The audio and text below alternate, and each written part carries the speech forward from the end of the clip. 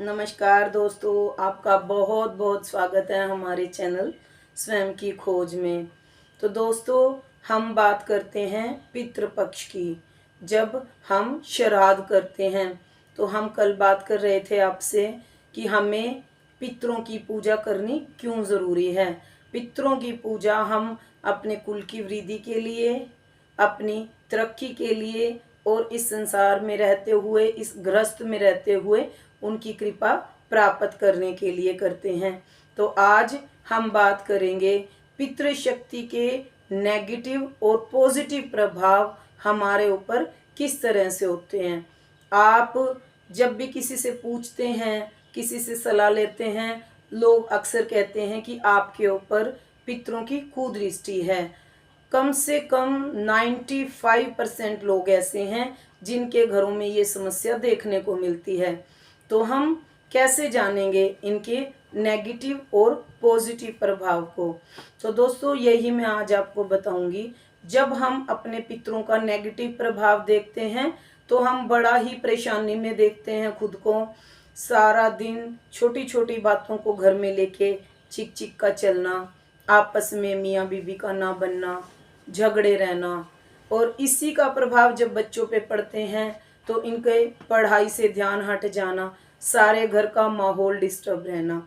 दूसरी चीज़ ये देखने में आई है कि उन घर की स्त्रियां बीमार रहती हैं, स्त्रियों में भी दिक्कत रहती है। और कई बार किसी घरों में रेयर देखने में आया है कि पुरुषों में दिक्कत रहती है, या आपके काम धंधे नहीं चलते, आप दिन रात मेहनत करते हैं, एक चीज़ के लिए बार बार प्रयास करते हैं और बार बार असफलता ही आपके हाथ लगती है।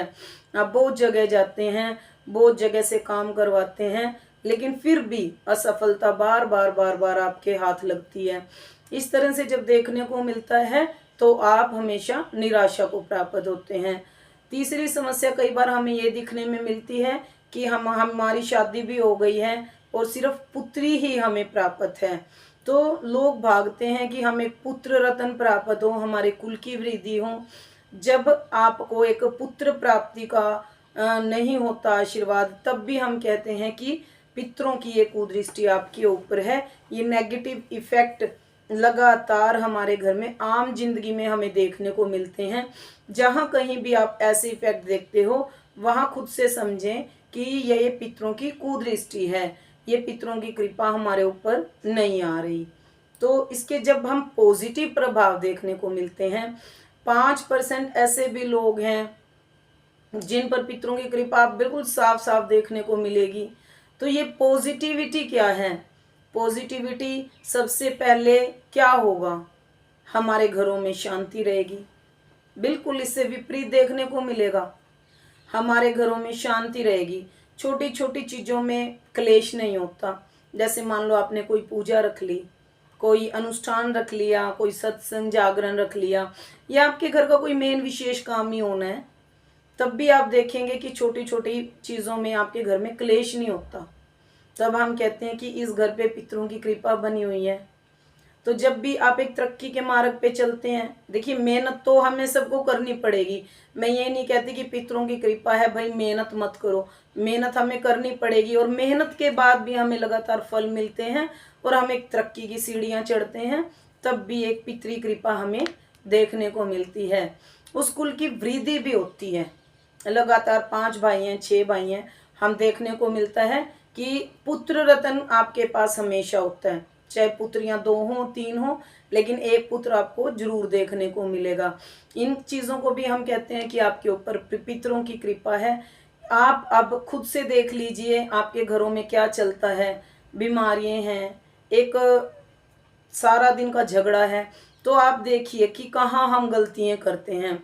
लेकिन दोस्तों, हम अगली वीडियो में ये बताएंगे कि इनका मेन उपाय क्या है। जब हम हमारे शास्त्रों में भी पंडित जी भी ये बोलते हैं कि अमावस्या का दान करो, ये तो कुछ नया नहीं है। लेकिन हम अपनी वीडियो में हम अगली वीडियो में बताएंगे कि क्या उपाय करें, रूटीन के क्या उपाय हों, इनके डेली डेली क्या कर्म करें कि हम इस पितृशक्ति को खुश कर सकें और इसका लाभ ले सकें और अपने जीवन में तरक्की कर सकें। तो दोस्तों, आप मेरी वीडियो को लाइक और सब्सक्राइब जरूर करें। आपके प्यार के लिए बहुत बहुत धन्यवाद।